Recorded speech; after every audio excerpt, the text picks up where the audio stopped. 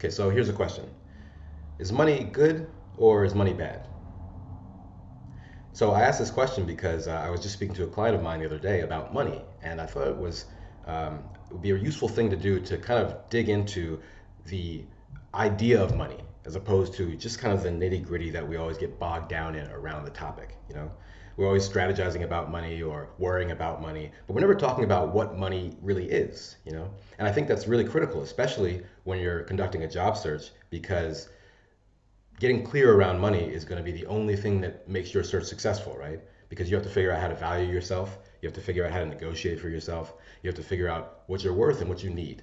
And to do that, you have to have a really clear understanding of what money can do for you and also what the limitations of what money can do for you are. So the question I asked before, I think, was fairly facetious, right? Because I think the correct answer is that money is neither good nor bad, you know. So that's the punchline. But what are the two ways that people view money that tend to make them fall into the trap of thinking that it is good or that it is bad? So on the one hand, people fall into the trap of thinking that money is going to make them happy, right? They think that money is going to satisfy all their needs and that if they manage to get it, they will be satisfied forever and never have to worry about anything else. All their problems will be washed away. That is manifestly not true, as you can tell by the number of highly dissatisfied, highly wealthy people.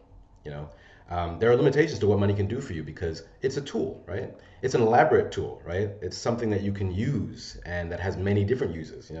It's almost like a meta tool, right? Because you don't just use it for one thing, you can use it for lots of different things to make yourself more effective, to push your influence out into the world. There's lots of uses for money, right? But the value of it is only as good as what it actually can do for you, right? And so it's useful to know that there are limitations to what it can do for you.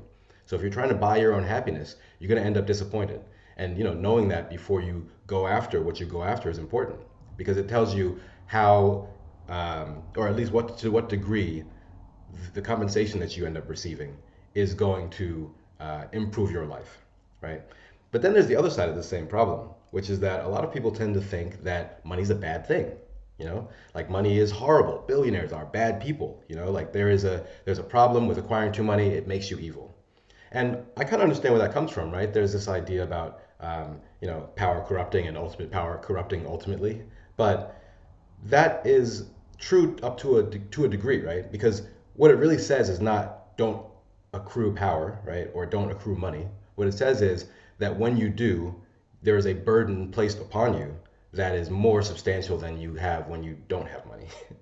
Okay, so to kind of dissect that a little bit, what that means is that money is still a tool, right? Even if you view it negatively. But it's a tool that is built on your ability to express yourself in the world, right? So what you do with money is where its worth comes in, right? Its true worth, not its value, but its worth. So if you dedicate yourself to doing good in the world, right? And if you use your money to make your life better, right? Like really better, and the people around you's lives better, the people you care about, the people you love, and not at the expense of others, right? Or if your community as a whole, depending on the scale we're talking about, then money can be an unmitigated good. But it doesn't have to be, right? Because with more money, your ability to project yourself out into the world, right, is increased. And so what you choose to do with that projection can also be bad. And so you're far more dangerous if you have lots of money and are unethical, right? Or don't take responsibility for the consequences of your financial activities, let's say. So there's a burden that's placed on you there. There's a weight. So money isn't just something that you can get a bunch of and then, wash your hands of the world. It's something that the more of it you get, the more responsibility you have to do something with it that is of value in the world. So both those things are equally true, and that seems paradoxical, right? That you could say, well, money is good and money is bad, or both. But that's the case.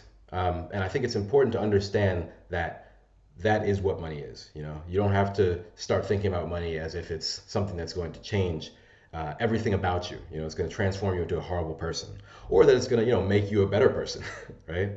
So the real lesson is, I think, don't imbue money with more meaning or more power than it has. That power is actually in you. So don't tie yourself or your self-worth to money, right? And at the same time, don't sell yourself short.